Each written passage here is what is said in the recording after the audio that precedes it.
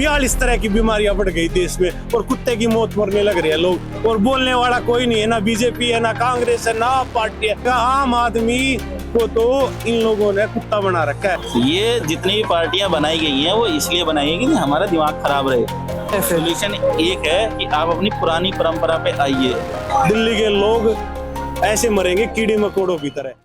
अभी ममता बनर्जी ने ईडी के छापे में उसने दखल अंदाजी किया उन्होंने, तो आपका क्या ख्याल है इसमें, आपका क्या कहना है इसमें?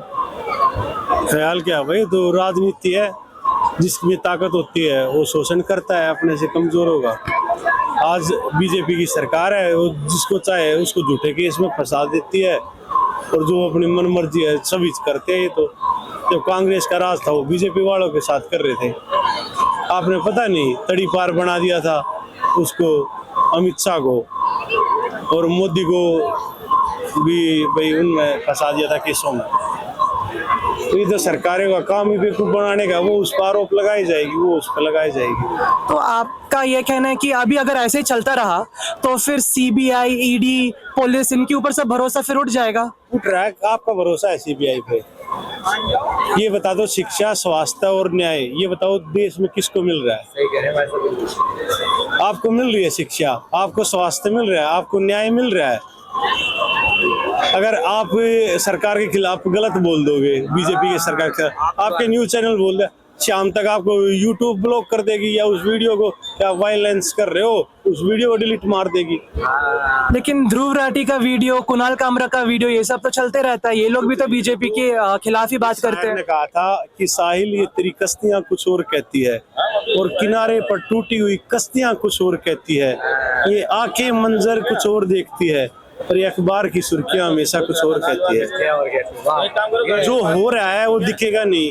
कोरोना वैक्सीन लगी, क्या कोरोना वैक्सीन लगने के बाद लोग जी रहे हैं, मर रहे हैं? आप बताइए मुझे ये बात।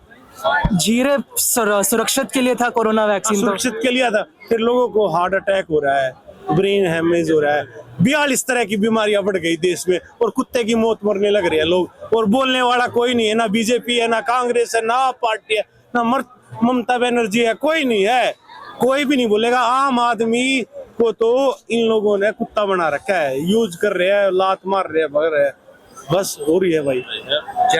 तो फिर हम ऐसे लोगों को वोट क्यों देते हैं फिर? वोट आपको पता है आप वोट किसको दे रहे हो? वोट गिरने वाला कोई भी भारतीय नागरिक नहीं है, आपको पता है? जिसके पास आधार कार्ड है, राशन कार्ड है या पहचान पत्र है, वो भारतीय नागरिक नहीं है। इसी विषय में बताता हूँ। देखो जी, ये जो भारतीय नागरिक जिसकी बता रहे ना, जितने भी कार्ड धारक हैं वो नागरिक हैं। नागरिक मतलब जिससे भारतीय है, जैसे आप अमेरिका में जाएंगे तो नागरिकता लेंगे ना, तो ऐसे ही आप नागरिक हैं। यहाँ के जो मूल निवासी है वो आदिवासी है, और ये हाई कोर्ट, सुप्रीम कोर्ट का भी है कि जो 8% है वो भारत के मालिक हैं, आदिवासी। आप और मालिक नहीं है, ठीक है? हम विदेश से आए हुए हैं लोग, ऐसा उनका कहना है। अब समझ लीजिएगा। और ये SIR जो है ये है, क्योंकि एक एडवोकेट हैं, उनका नाम मुझे भी याद नहीं आ रहा है, उन्होंने बोला कि अगर SIR मुझे दे दो और मेरे पेपर करो तो मोदी के भी SIR से नाम हटा दूंगा।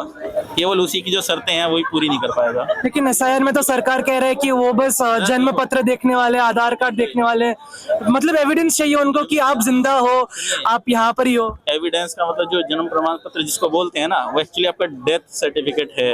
आप समझ लेना उस बात को, क्योंकि वो ब्लैक पेन से लिखा था। ब्लैक पेन तभी यूज होता है जब आदमी मरा होता है। ये भी बड़ा मतलब बहुत गहरे में बातें हैं, ये चीजें समझा देंगे। दूसरा, आप अभी ममता बनर्जी को उनकी पूछ रहे थे, देखो पार्टी कोई भी हो, एक नागनाथ है, दूसरा सांपनाथ है, ठीक है? चोर चोर मौसेरे भाई हैं, ठीक?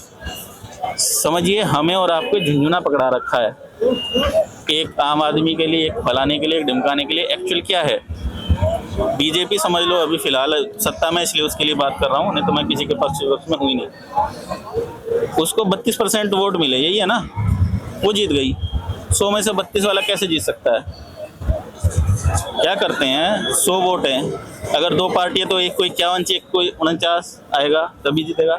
लेकिन एक तीसरे को डाल दो तो केवल 33-33 चाहिए, और चौथा डाल दो तो केवल 26 वोट चाहिए। यानी कि अगर एक को 26 मिल गए तो वो जीत गया।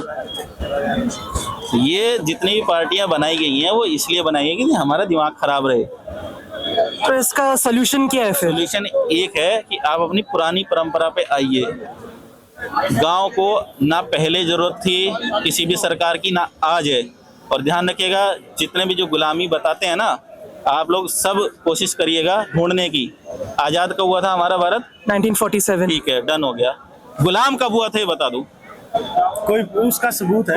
10th सेंचुरी से, प्रूफ दिखा दो। जैसे प्रूफ दिखा जब रहे हो से ना, मोहम्मद गजनी ने आक्रमण किया यार, तब से तो। अंग्रेजों की बात कर रहा हूँ। अच्छा, अंग्रेजों की 17th सेंचुरी से फिर प्रूफ है, सिंपल है, क्यों? जैसे एविडेंस हम दिखा रहे हैं गुलाम ना, थे। 15 अगस्त हमने एक 47। RTI लगाई भारत सरकार के पास ये गहन और ये सोच का पूछा विषय है। कि हमारा देश 15 अगस्त को किसके अधीन गुलाम था और 16 अगस्त को किसके आजाद हो गया। तो उनके पास के यह एक गहन का विषय है।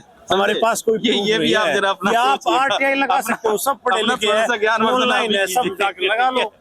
तो ये चीज समझ में आ गई बात, ठीक है।